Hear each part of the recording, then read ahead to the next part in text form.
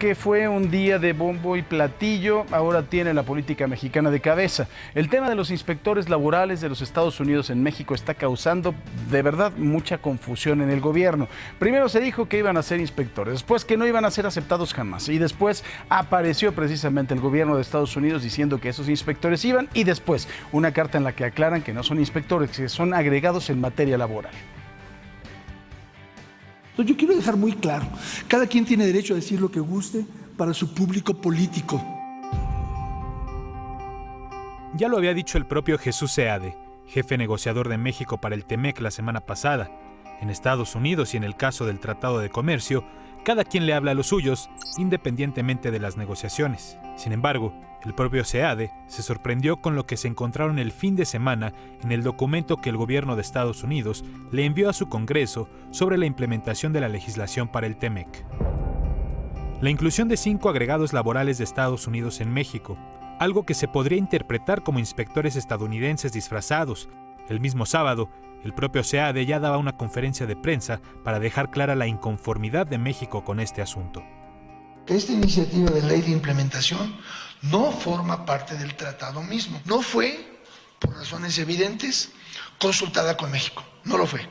Y desde luego no estamos de acuerdo. Que solo manifiestan una lamentable desconfianza en el propio tratado. Un gol que el propio Jesús Seade sintió en ese momento les habían metido en la negociación, ya que existía un rechazo a los agregados laborales al considerar que vulneraban la soberanía nacional. Y entonces vino la tormenta en medios, en columnas de especialistas y en redes sociales. ¿Realmente se le había pasado un gol al equipo negociador del tratado? ¿No supieron qué firmaron? ¿O sí supieron y aún así lo firmaron? Al día siguiente, Seade voló a Washington y desde allá publicó 3 hilos de información en Twitter para intentar explicar el asunto. Los 2 primeros los borró, generando aún más expectativa de lo que estaba pasando.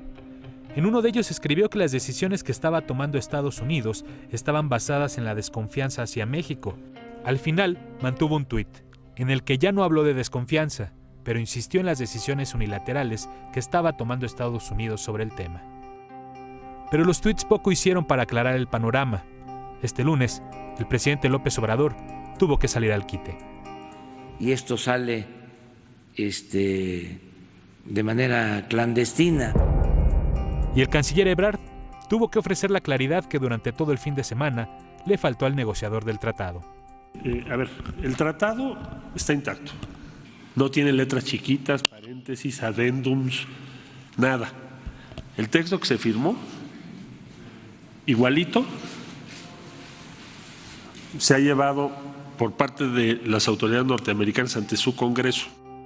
Al mediodía, 15 minutos antes de que Jesús Seade ofreciera otra conferencia de prensa, la oficina de Estados Unidos encargada de la negociación del tratado publicó una carta enviada a Seade en la que le aclaran que los 5 agregados laborales no serán inspectores de la ley laboral y se tendrán que conducir bajo las leyes mexicanas, terminando así con el suplicio del negociador Jesús Seade.